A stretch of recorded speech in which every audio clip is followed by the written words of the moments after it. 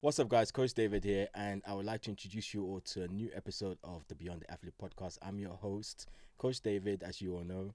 And today, guys, well, first of all, Happy New Year. It's been a while. We've obviously seen each other. Hope you guys have had a good start to the year. This year, we are back with our Beyond the Athlete podcast with some amazing guests. We've got a lot of surprises for you guys, some amazing conversations, some amazing interviews, individuals, male, female, athletes, non-athletes, entrepreneurs, creatives, you name it. We've got the whole lot for you this year. And this year we're going to be a lot more consistent with how we put out our content. So stay tuned to everything that we're doing on our platforms and our socials as well. And for those of you, if this is your first time watching, welcome. And I hope you guys enjoy this episode and previous episodes as well, and future episodes as well.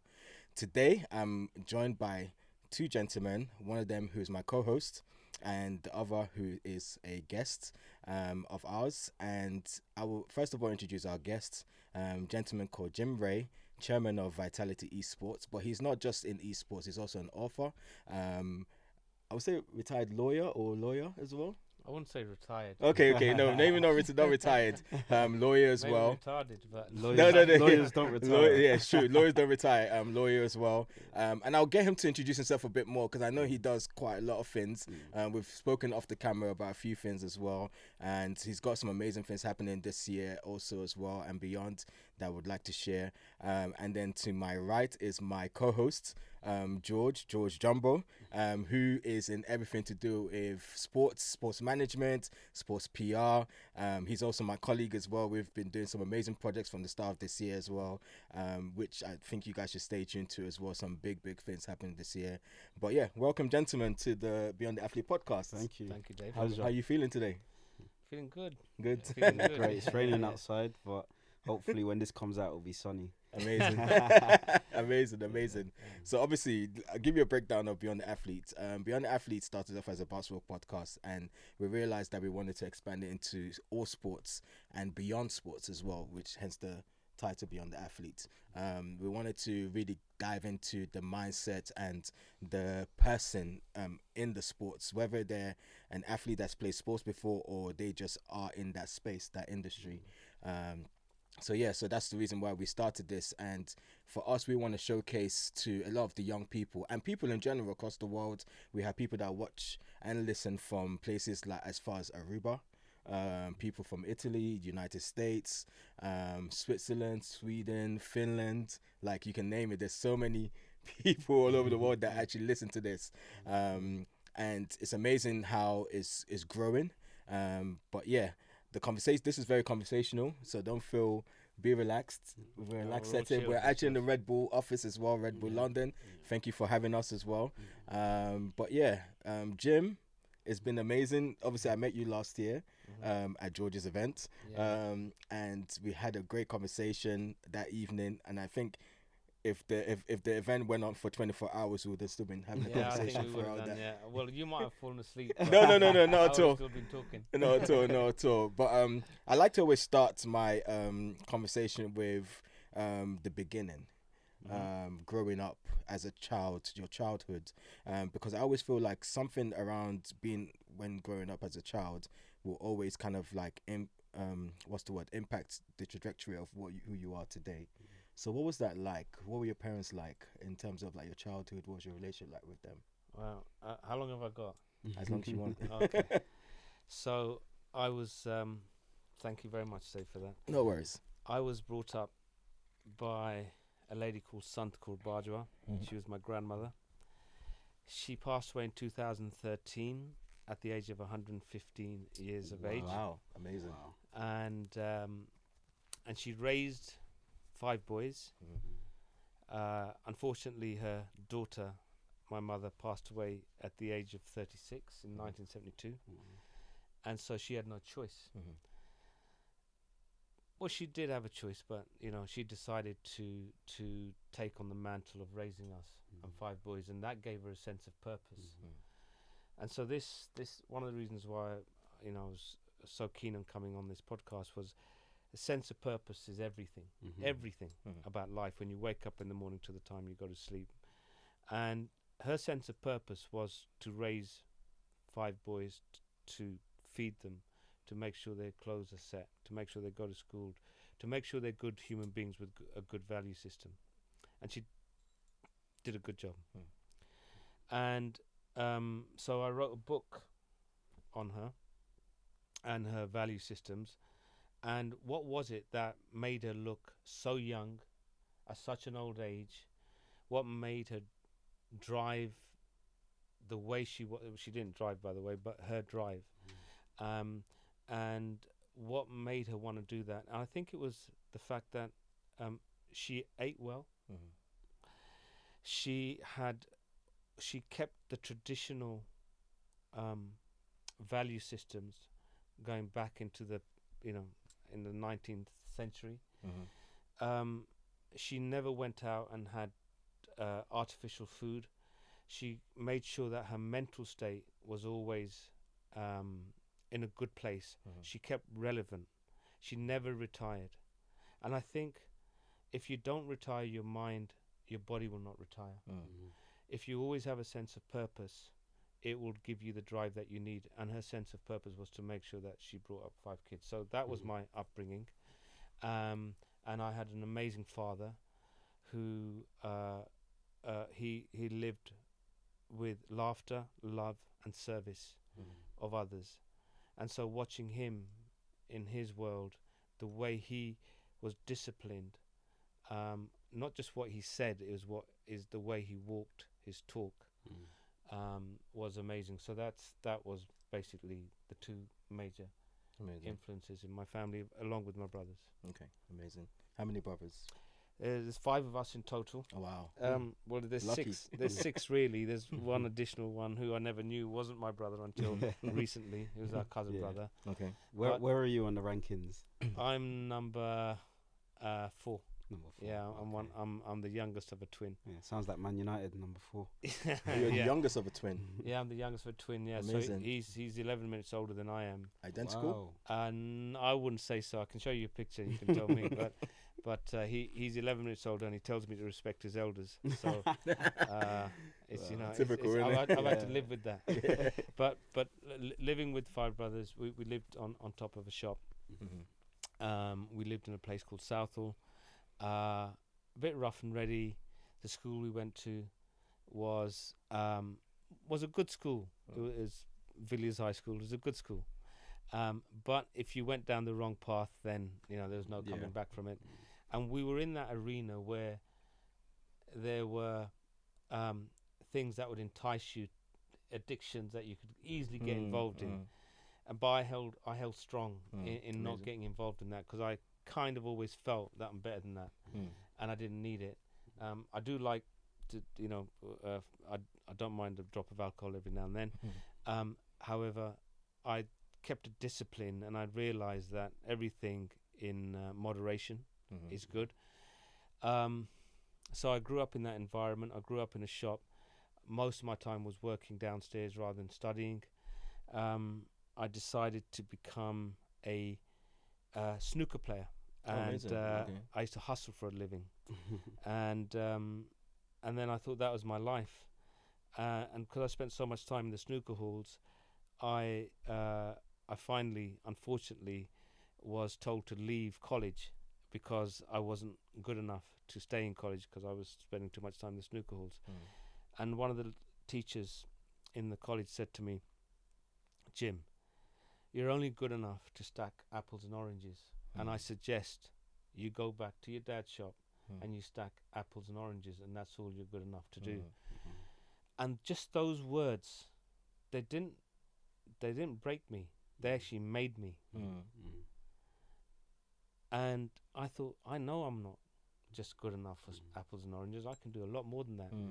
And what I did was something just switched on that particular day. And from having the worst grades in the world, right, I spent 6 months, I locked myself in the room and I studied because I needed to prove her wrong. But it was actually me I was trying to prove something to, that I'm better than that. And after 6 months, I went into those exams and I basically topped the charts on every single exam, to the extent that I was given an award by the Duke of Edinburgh, whatever his name was, and I got the highest marks in the whole county. And my dad was there to see it, and that was one of the proudest times with my dad and for myself. And that's what then excelled me. Amazing. It's so interesting when you mentioned about your teacher as well. If you know how many times I've heard that story of a teacher saying that this is what you're going to be doing. You're not going to get to a certain level. Yeah, we've heard one yesterday as well. One of our colleagues, she was told that she would never get to where she is now. Now she's helping so many young women in fitness, like doing amazing things. Just this month alone, she was able to give about £6,000 to charity. Wow. Just by herself, just by doing fitness. And now she's raising other young women to do the same as well. So it just shows that there's power in words, but it's also how do you take those words? Does it make you or does it break you? So I mean, my journey's been pretty interesting and colourful, but it's been, I wouldn't swap it for the world. I became a lawyer. I became a successful lawyer. I retired in 2011, and one of the things that went into my head was we just said that you weren't retired. No, I'm just well, now we know that he's retired. Well, maybe I wasn't meant to say that. That's why. But he's. The thing is, I'm helping out so many people. Yeah. Not for money, but that's okay. So I remember I was in my office, beautiful office in Southwark, just opposite Southwark Cathedral.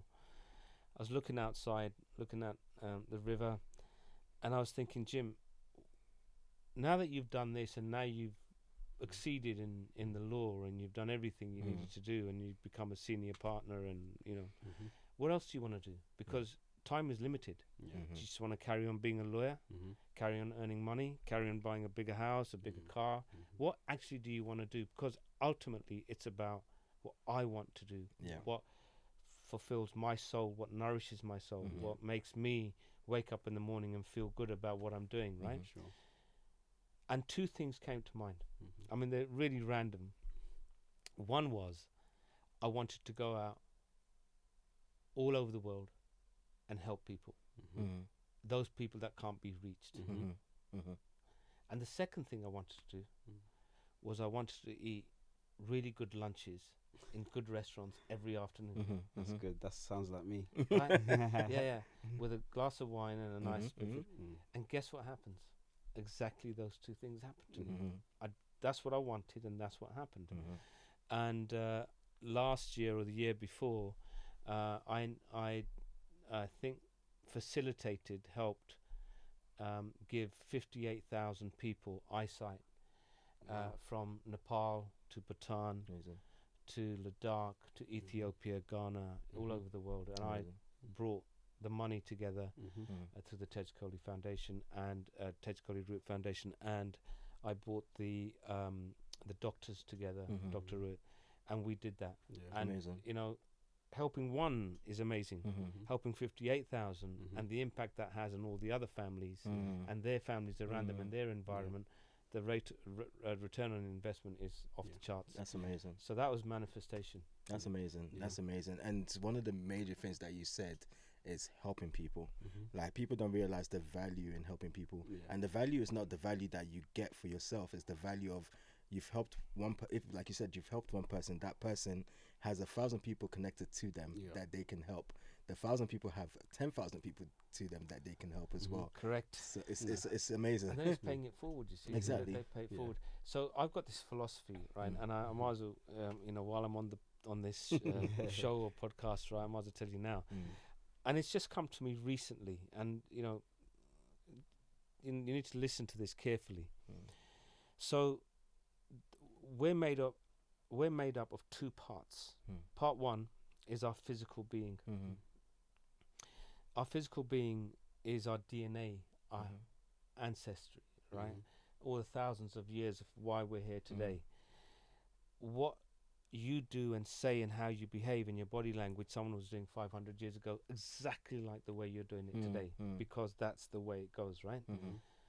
Then you're made up of your upbringing and your peer group and your parenting and the teachings and you know, so your DNA and your cell makeup and your brain is wired up from all these different things, but that's your physical. That's your physical, and that has 20, 30 languages, from anger, revenge, pain, love, perseverance, patience, jealousy, ego, all that. There's lots of languages that your brain has, right? Then the second part, and that once you die, your body dies, it goes where it goes. That's it, end of you. But there's a second part which is called the soul. The soul is just travels through, and it's just it's just in your body at the moment. Your soul is in Dave's body, it's resting there. And it will pass, once you pass, through to somewhere else. However, it only has two languages, the language of truth and the language of love. And when you get to a point in life where you give that soul a voice, the 25 languages, they part like the sea, and they allow that voice to come through. When you allow that voice to come through and speak is when you've arrived. That's my view. You're connected to the universe. This is not about religion. This is just about a spiritual feeling. And I'm hitting 60 this year. And in my 60 years, I understand that now. I understand that when I speak with love and I speak with truth and authenticity, my authenticity, my truth, love for me is when I'm at my strongest. Amazing. Just off the back of that, there's a community group that we're part of, and there was actually an interesting question that was posed yesterday, and it was, does your environment affect you being successful in life or not? And of course we split the room in two, so again, kind of funneling that into one of your answers about the teacher that said that you wouldn't amount to anything. For someone to be, let's not use the word successful now, but to actually achieve their purpose in life and calling, does their environment choke that up, or is that a self-driven thing that allowed you to now actually get to where you are, to have a realization? What would you say? So I've got the perfect answer to that, right? The response to that, which is this. Sometimes when I wake up in the morning, I have a poem already in my head, and I quickly write it down. When I'm on the train, I have a poem that comes to me on the train, and I quickly write it down. And one that was in my head recently was called The Key. And I say this: we live in a superficial world.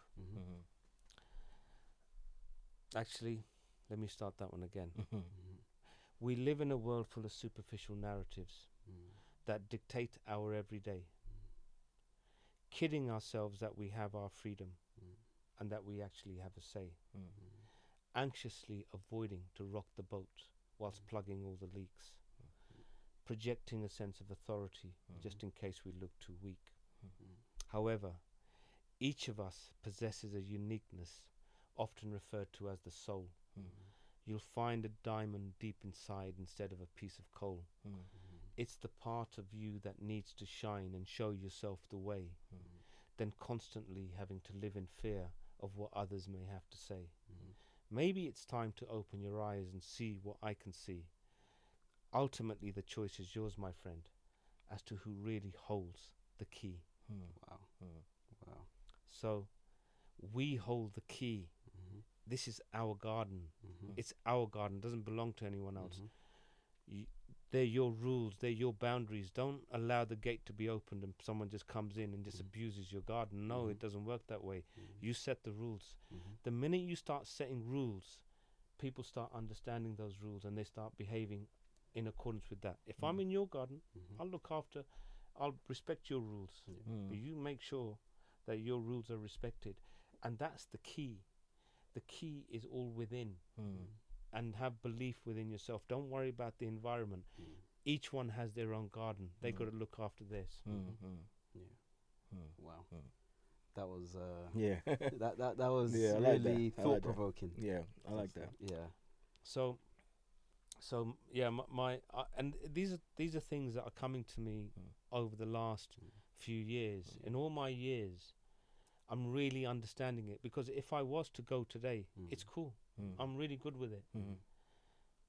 Because I'm understanding the transitionary world that we're living in, this journey that I'm on, right? It could stop at any time.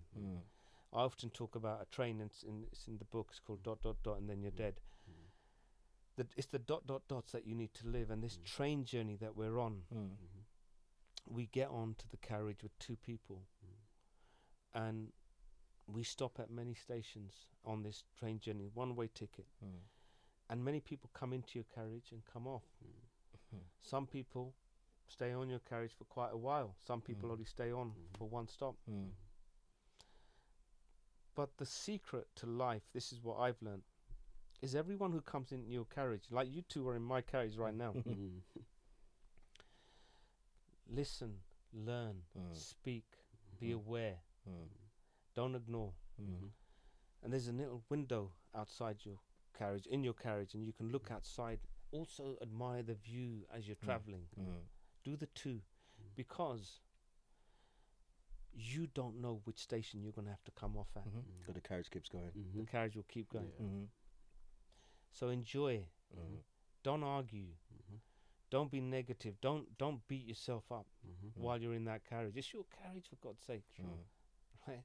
And so as I've kind of grown older, I've realized that, and the best, once again, it's another poem, the best way I can explain how I feel is a poem by a guy called Dale Wimbrough.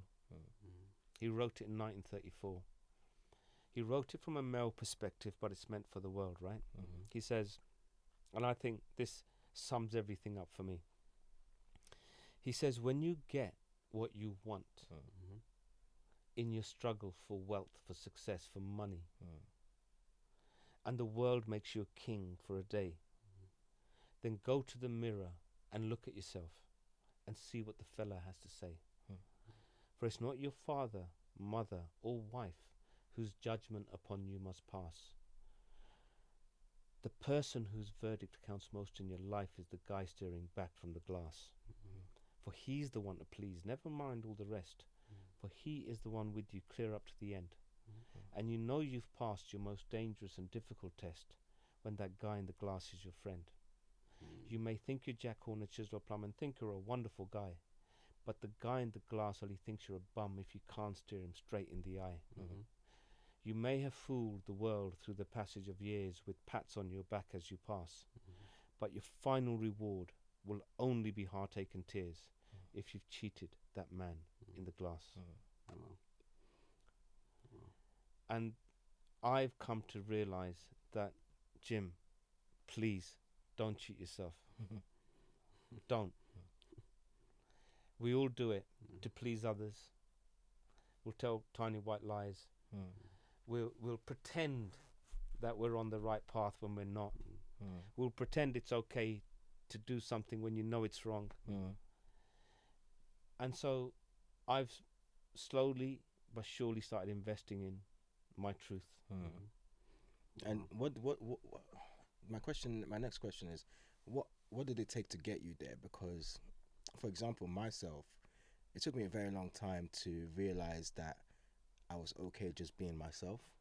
I was okay understanding that I'm enough, and not saying that I'm enough and then that's it, but still happy to go through the process of becoming more me, basically. But then before that, I still had to go through self-doubt. I still had to go through depression. I still had to go through not being accepted and allowing that to affect me. I still had to go through wanting to commit suicide at one point, or maybe walking out into the road and the car hitting me, and then that day realizing that, oh, what about if it's not my time to go? Then I'm just going to be in pain in the hospital, and I don't want to go through that. Like, what did it take you to get to that point where you understood that you're okay becoming being you? Okay, a really good question. A few events happened. Obviously, my mum passed away when I was very young. a few things happened that really opened my eyes. The school teacher one is another one. But there's another one which I don't really want to go into, but Sure. it did impact me. It was something that was said to me, and people who I'm close to laughed at me because they said, "Look at you, you're ugly, you're worthless, you're nothing," kind of thing, right? And I looked and I thought, God, I'm so close to you, and you're laughing, you're in hysterics because of how I look. Changed my whole. That one day changed a lot about me. But I had to dig deep and say, Jim, who are you? No, who really are you? I had to look in the mirror and say, who are you? Do you recognize yourself? And you're just getting on this treadmill. You're trying to make sure that, like the first poem I told you about the key, you're just trying to make sure that the leaks are all plugged and you know everything's right, and making sure the bills are paid, and rushing around and the pillows are all nice and comfy and the lights are on. I thought, no. You are a good soul and you like to help people. Now you go out and do that. If that is your payment, your reward, that's what nourishes your soul. Go out and do it. If you like to go to nice restaurants, and you go out and do that. If you want to talk to friends, go and talk to friends and have a really good banter and tell jokes. If you want to write a book, go write a book. If you want to write a poem, go write a poem. Do what you need to do. And I did. And I started becoming more authentic about myself. So my sense of purpose became not in a selfish way, not in a way where I'd be looking in the mirror thinking, oh, wow, you're amazing. No. I knew that I needed, there was a soul that needed to speak, and that soul was telling me, listen, whilst I'm in your body, buddy, let's go and do some damage. Let's go and deliver. Because, by the way, you've got everything about you that can. You know what you got? You can walk. You can talk. You can see. You can hear. You can touch. You can love. You've got everything. What don't you have? You've got all the basics that when one of them is taken away, then you'll understand when you don't have it. I thought, I have. I've got a brain that works. I may not be the most intelligent person in the world. That's okay. But I have belief in who I am. And that belief system just kept growing. And the more I believed in myself, the more I nourished it, the more confidence I started getting. I used to go red by you just saying hello to me when I was about 14, 15. If you just came and said hello, I'd go bright red and I'd just, what do I do now? I said, no, I'm switching that like a flick of a switch. I said, that's not my narrative. My new narrative is this.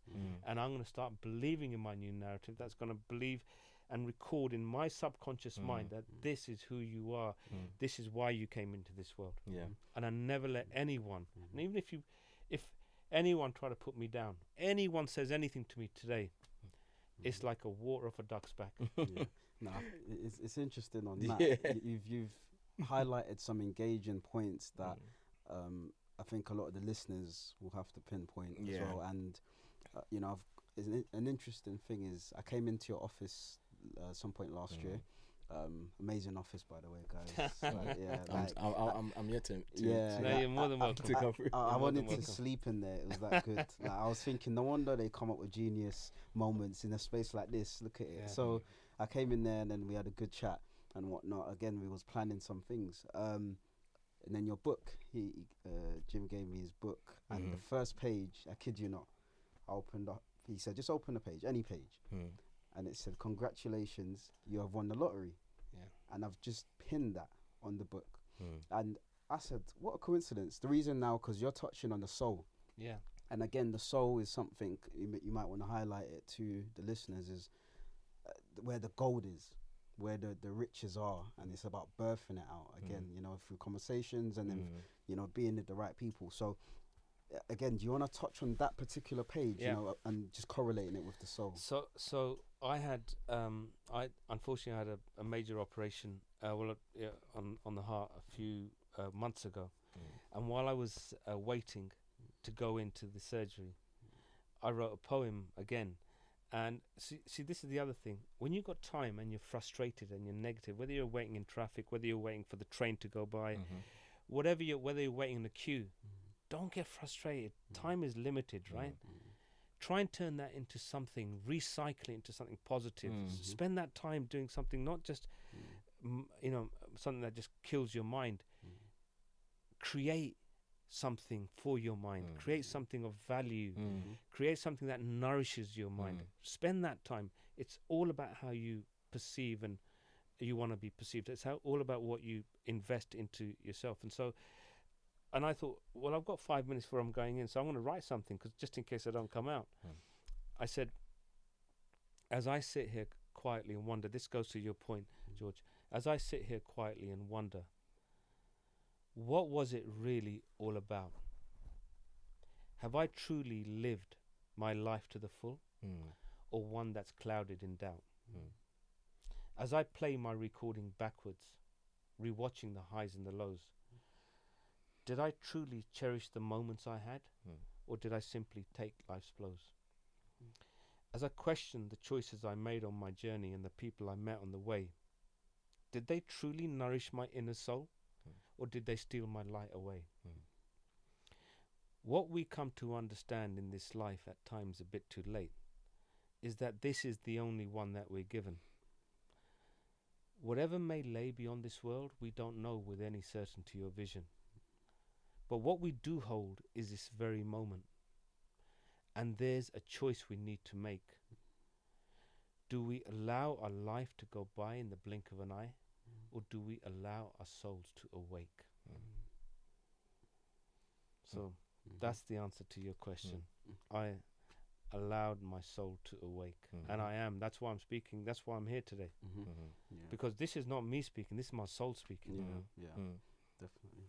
That's amazing, though. Yeah, and it made me realize as well that, like you said, this is your soul speaking, and a lot of people watching will never know how to activate that as well, which is such a big part. And I think sometimes it actually comes with a moment that kind of triggers that. It's almost like when the heart stops and you what's that thing that doctors would use to resuscitate? Apparently it hurts. It does hurt, because it will hurt as well, because it's going to be a change that you're not used to, you've never ever experienced, and the reason why you've never experienced, because it's actually unique to you. So when you were talking, it took me back to when you said growing up in Southall. I grew up in East Acton, which is not far, but I went to college in Oxbridge. But there's times where I didn't have any money to get back from college, and I had to walk from Oxbridge to East Acton, and I had to go through Southall. So I know where you're coming from. Wow. I know where you're coming from. Long walk. It's a long walk. It's about an hour, 20 minutes, hour, 30 minutes. I suppose in those days you didn't have your fitness. No. I was with my backpack, and I would listen to maybe. And this times, like some of you guys that are too young, like I had a Walkman. So if the battery dies, then you're not. You're having to sing to yourself now walking home. But I know where you're coming from. I obviously know where you're coming from. For me, growing up, I grew up in Nigeria. Came here when I was 12. Where I lived in Nigeria was there's a place called Maryland, and it was a valley where we stayed with my grandma, because my dad was unemployed, my mum was unemployed. We all lived in one room, and then when we came to the UK, me, my 4 sisters, my mum lived in one room for 4 years. Wow. But then the fact that, and I was just kind of reminiscing, the fact that all 3 of us are sitting here now and we're sharing this, it's amazing. It just shows, it's a testament to show that, listen, once you can actually recalibrate your mind and your being, you can achieve anything. It's totally, Dave. I think that inflection point that you talk about, what made you, why are you here today? Why is George here today? There's always an inflection point in everyone, and you may have already gone by those inflection points, may have even gone by, and you haven't even noticed it or realized it. But I truly believe, right, that you got a choice. You either lose control or you take control. You either believe in yourself or you don't. It's a choice. It's just a choice. You can either blame the world or take accountability and responsibility for who you are and where you are, right? Once you start taking accountability, once you understand that you're in this world on your own, You've come on your own, you're going to go on your own. Once you understand that the only person who's got your back is yourself, and you got to put some hard graft in. Life ain't going to be easy. You can go a different way if you want, but that life ain't going to be easy either. It might be for a short while, but towards the end, it ain't going to be. Hard work, focus, discipline. Everyone's got that capacity and capability to do it. It's a mindset issue. And you've got to make sure that your subconscious mind understands it. So what I do talks at schools, and what I talk to them about is what's known as a satellite navigation system. Is if today, once you've listened to this podcast, you say, right, where do I want to be in 12 months' time from today, financially, health-wise, relationship-wise, and just your state of happiness, right? Where do you want to be?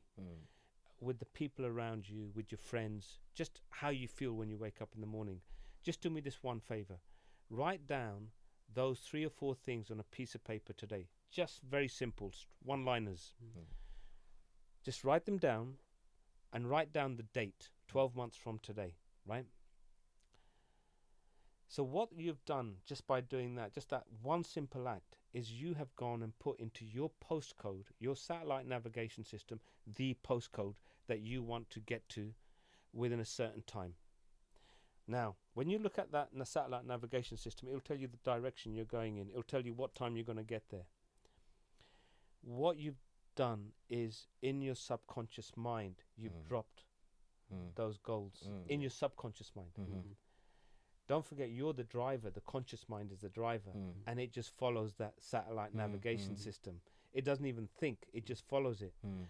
And I can tell you, and I can absolutely promise you, that everyone I've spoken to, everyone I've given this satellite navigation system to, in those 12 months they have reached their goals.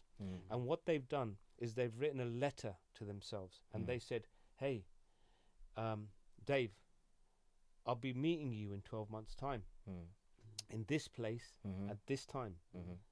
And I can't wait to meet you, because I know that when I meet you, you're going to be doing this, this, and this.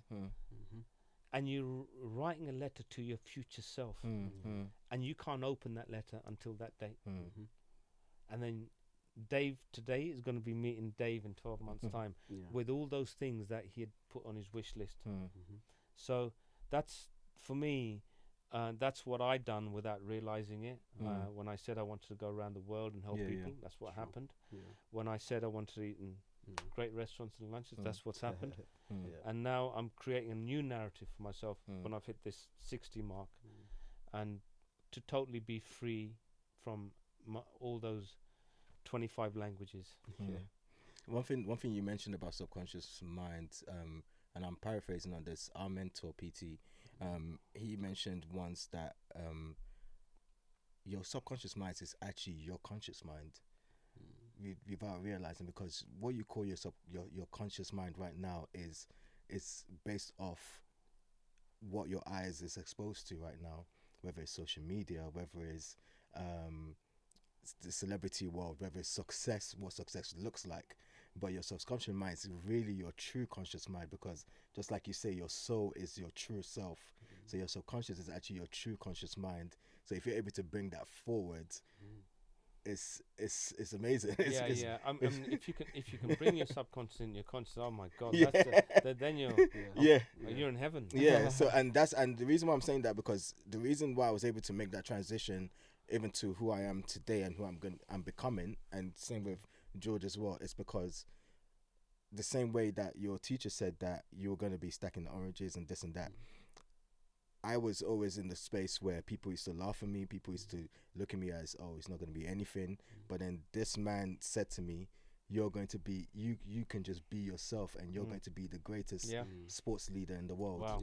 Like, why do you have to say that to me? George is here as well.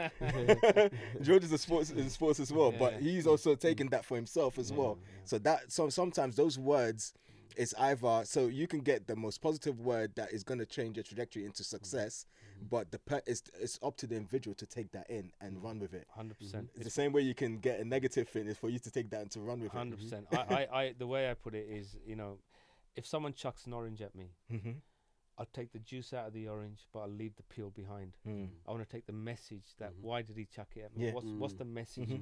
I'm not carrying someone else's problems, anger. Well, if I'm on the road and I've got road rage, I just I never understood road rage. And I'll always I'm not carrying your stuff. I'm not, that's just a really bad investment in myself.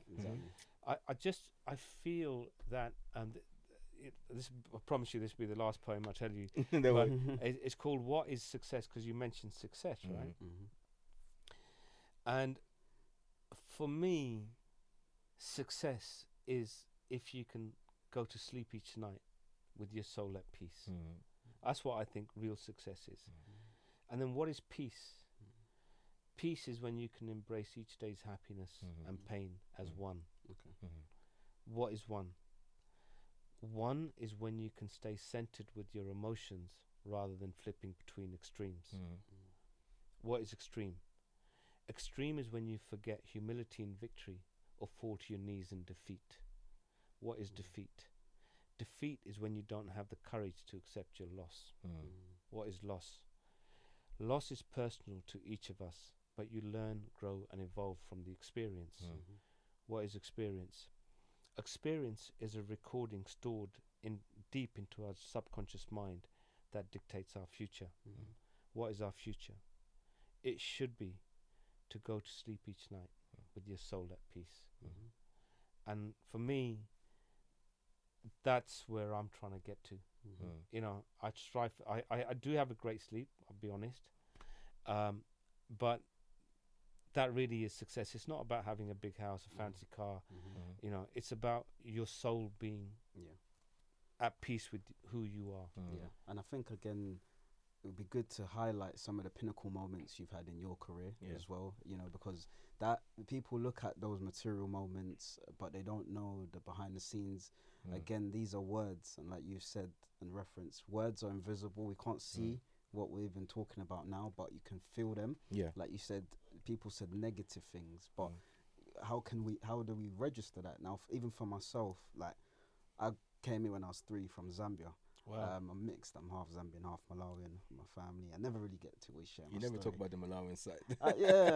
Yeah. So I mean, with that, I came here when I was 3, and I was born premature, 3 months early. Wow. So I almost died. Wow. My mum would tell me like they could hold me in their hand like Wow. this, and I'm the firstborn. So for me, and then my mum had me when she was 20.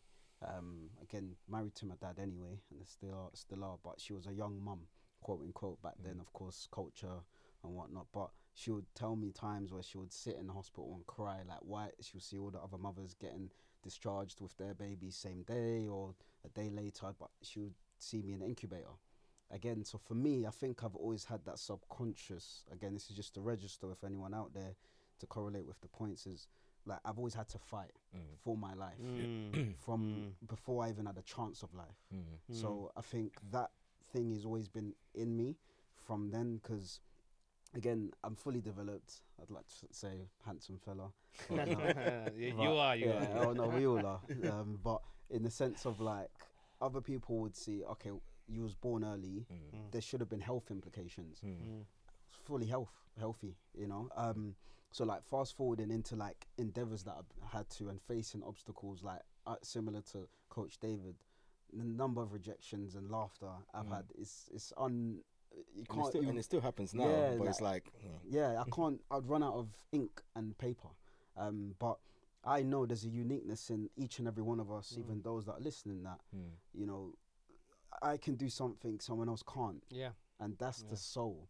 And if you listen to what the negatives or the naysayers are saying, then you've sold your soul, I think. And when people say you've sold your soul, no, it's actually, like you said, knowing when to check out or knowing when to stay in. I've always felt like a £1 billion isn't enough to quote it, but that day when I opened that page, it was so, I don't think you understand, it was really, like, it said, congratulations, you have won the lottery. So I was like, and wherever I've gone in my life, it's always been, you're going to make a lot of money. You're going to do this. Ever since from when I'm young. And I've not known how to birth that, but I've just gone along. And there's a part, like you say, in us that activates that. there isn't a manual, and again, a school teacher can't tell you that. Even when PT did say that to you last year, he did say, George, you're gonna make a lot of money. Yeah, exactly. And since then, it's like, we're on a trajectory. And again, the reason is because we know that, touching back on, you know, highlighting on your pinnacle moments now of what you're doing in the esports space and whatnot, even though that's not everything, what would you say was the highlights, but that made that? What was the engine point? Because the listeners will be keen to see what you really do as well. To be honest with you, off the back of that as well, it's like, it'll be good to even understand what even got you into that space, because coming from being a lawyer, being an author, and then now in that space as well, it's quite interesting. It has been a really interesting journey, because actually the book I wrote during my lowest moment in life, and I was writing a letter to my kids. I was in Cyprus, and I started at 9 o'clock in the morning or 8 o'clock in the morning. I finished at 5:30, just a letter, and I'd written 18,000 words, something stupid, and I sent it to a friend of mine, and she goes, "Wow, man, you need to turn this into a book." And then a year later, I turned it into a book. But it was my lowest moment in my life, and I just wrote from the heart. It's like the guy was sending me messages, and I was just writing and scribing that on the thing. So I've had an interesting trajectory, but the belief system has kind of accidentally got me everywhere I've got to. So from growing up in Southall, not having the best education, almost being thrown out of colleges and everything else, to becoming a senior partner in a very prestigious Westminster firm, acting for some really prestigious clients, having some of the largest class actions in the UK, and then from there, you know, working for very wealthy family offices and doing all their projects, and you know, it's a surreal experience. What's got me there, I guess, is just being knocked down so often by people who don't even see you, who kind of just walk over you and take you for advantage because you're a good-natured person or you want to help, to having this inner fight to say I'm better than that. And I just think I reprogrammed my brain at the age of around 16, 17. I reprogrammed who Jim was. And I said, you're the only one who can do this, buddy. No one else is going to do it. You can listen to everyone you want, but ultimately it's down to you, what you want and where you want to be and why you want to be there. And so I just reprogrammed it, and then everything just happened as it did. I didn't go out. There were some amazing moments I've had in my life. You know, I'm blessed. I have a beautiful family. I have 4 amazing kids, and amazing brothers and wider family and nephews and nieces, and you know, I've met some amazing things. But I'll tell you one thing though, is that when you do allow your soul to speak, you will connect with others whose souls are speaking, and that's I think why the 3 of us sitting here today. 100%. I genuinely believe it. That's why we're sitting here. 100%. Because our souls are speaking. And this is not a normal podcast where you talk about the souls, and we've talked about it in such great detail today, right? We'd be talking about other things. I don't want to talk about superficial stuff. I want to talk about what drives me. I mean, vitality and being in Vitality, being the chairman of it, and we just won Krakow on the weekend, you know, major tournament CS2, and I'm sitting there thinking, Jesus Christ, I'm the chairman of this board, and it's one of the most powerful esports teams in the world. 10 years ago, I was sitting in my law firm, 11 years or whatever it was, thinking, wow, I'm one of the senior partners, 240 staff. How did I get here? 2-3 years ago, I'm sitting in top of by Mount Everest. And all these people have just been given eyesight that never had a chance in their world. Thinking, how did I get here? It wasn't like a conscious effort I made. It just happened that way because I had decided at the age of 16, 17 that I am the man in charge of my own destiny. This is where I'm going with it. And that belief system that I reprogrammed my mind with has never left me. So what's next for Jim? What's next in your journey? Wow, good question. The next thing in my journey is I want to change the world's trajectory in where mental health where young people are going, the way old people are treated, where young families are suffering.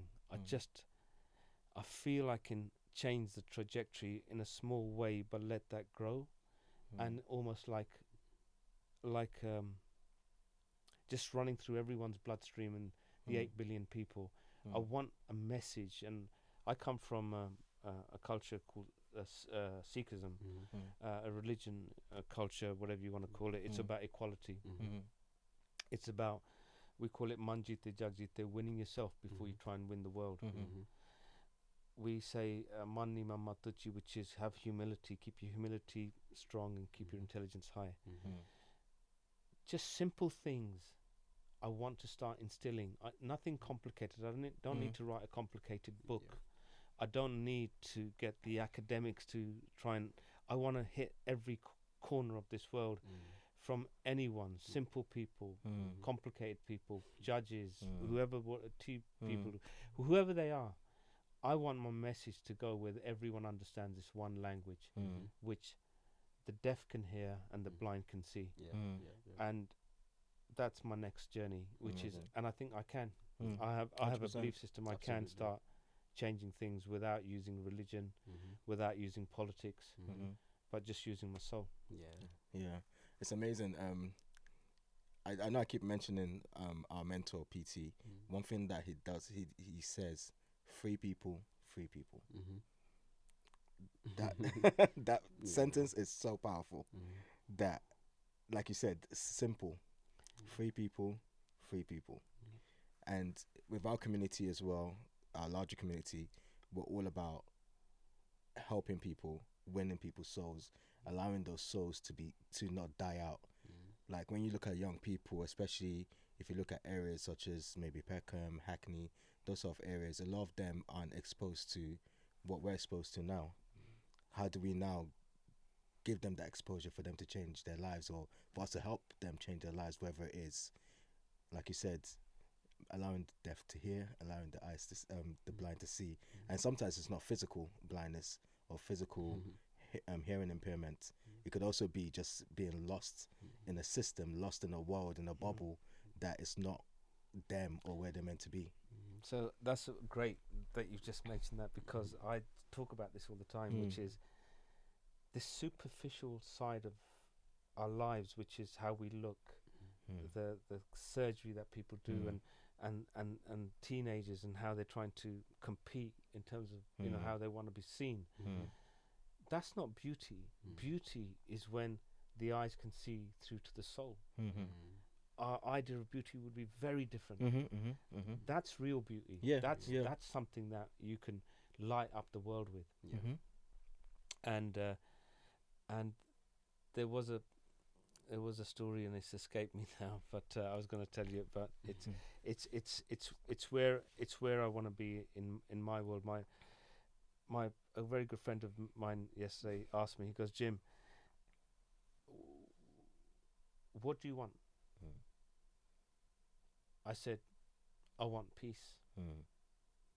He goes, "No." He goes, "No, not that you want peace." He goes, "You are peace." I said, "Yeah, you're right." And we are all peace. And we just need to nurture it, be aware of it, value it, and bring it to the forefront of your world, because your world can only get better.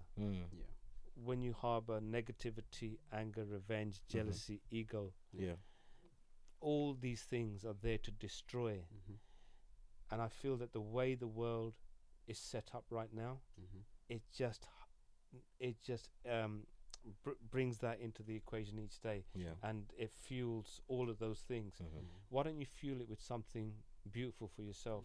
You know, it's a good investment. So that's my next part of my journey. Amazing.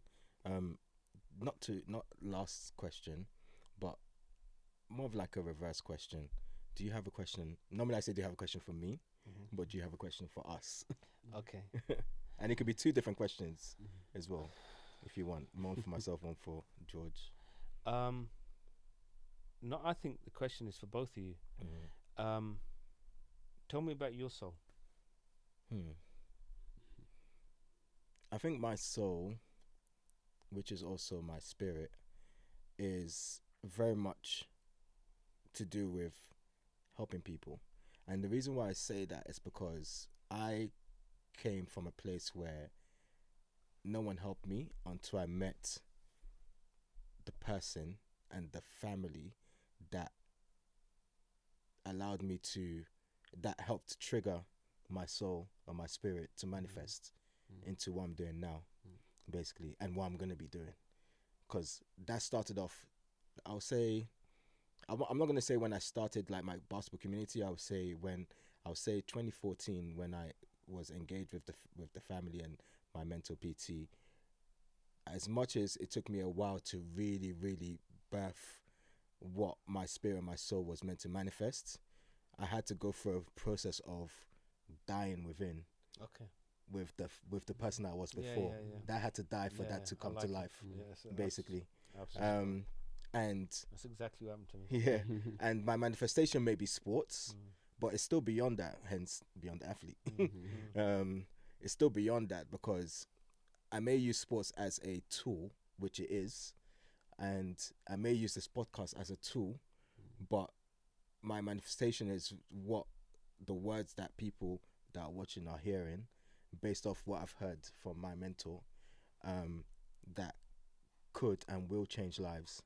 So the main thing is always helping people and help change lives in any way that I can, whether it's me speaking on a podcast, whether it's me running basketball sessions, whether it's me getting young people who are photographers, videographers to go to NBA games and shoot NBA games, whether it's me bringing a young guy here to allow him to do his podcast that he's been wanting to do for years, but having him sit here and me being in front of the in front of the computer, helping him do all the technical stuff, and he's been able to run his own podcast. That's my manifestation.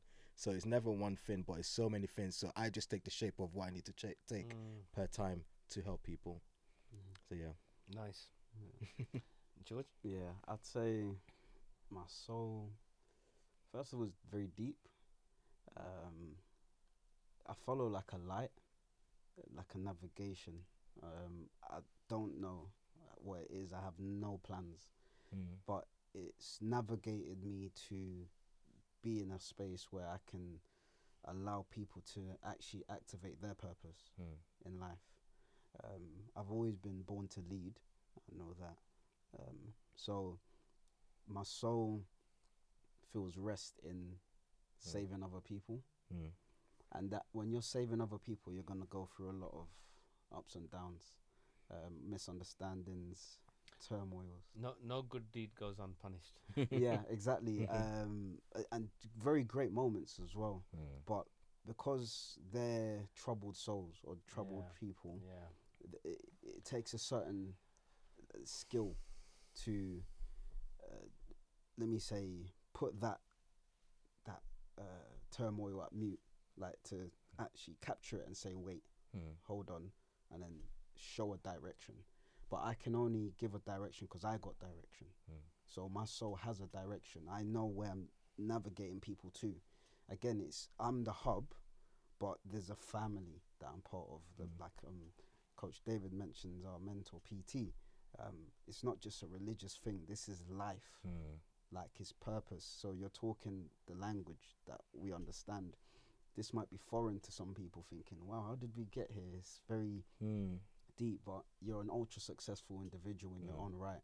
And I think for people to actually understand, you're not run by money or clothing. So my soul, again, when we met, navigated it. Yeah, 100%. And the reason is because there's people there. 100%. So and to kind of tie in on to answer your question is, I find myself in unique scenarios too repetitively. Very unique. So. Yeah, where it's beyond my own doing. Where I even laugh at myself from third person, and I'm laughing because I'm there. People ask me, George, how do you get there? How do you do that? I'm like, I don't know, but I've built myself to a point where this is where I think I understand it a little bit more. Where the leaders that can see beyond the physical say, you're gonna make a lot of money because it's a byproduct. When you help people that we've mentioned, sometimes the reward is a financial or benefit. But again, I've begun to realize seeing one life change at a time, it's changed many lives, and that's what I live for. So my soul is very deep. I know everyone's is, but that's protected me even through my own mistakes as well. It does. Because it does. because we're no one's taught us this path. No. But we've now had capes where we're almost superheroes, modern day superheroes, and someone can try and do negative, it wouldn't last, because God knows we're needed.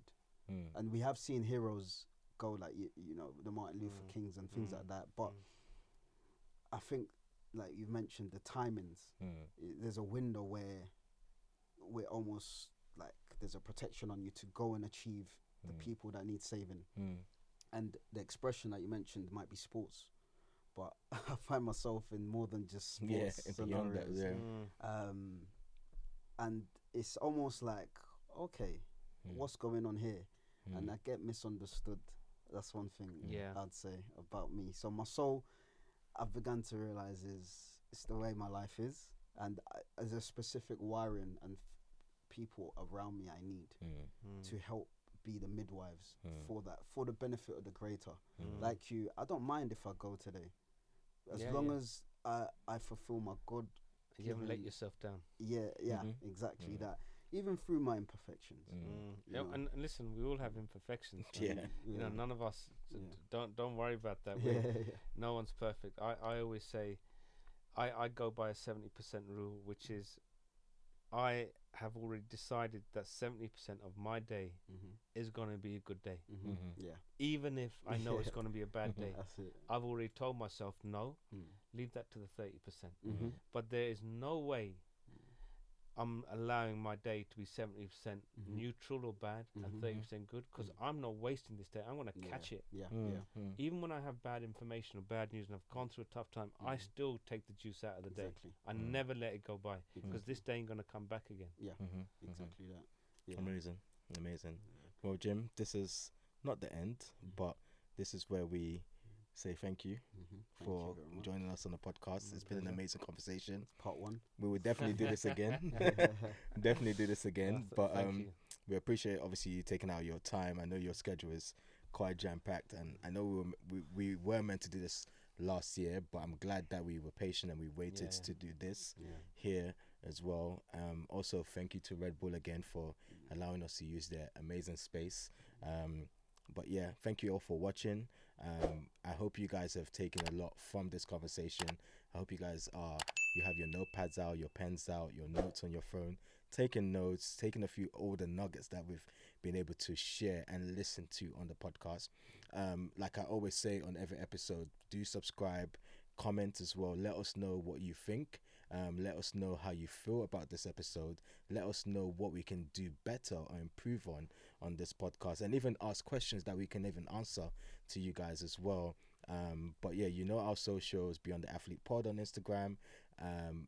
Obviously myself, David Bryant on LinkedIn. Jim Rai on LinkedIn as well. What yours is complicated, so you can you can share that. You can share it yourself. Instagram at 29GJUM. LinkedIn George Jr. And then I do have the sports side, but thank you everyone for watching, and thank you to my co-host George and our guest Jim. Thanks for watching, and see you on the next episode. Take care. Thank Peace. you.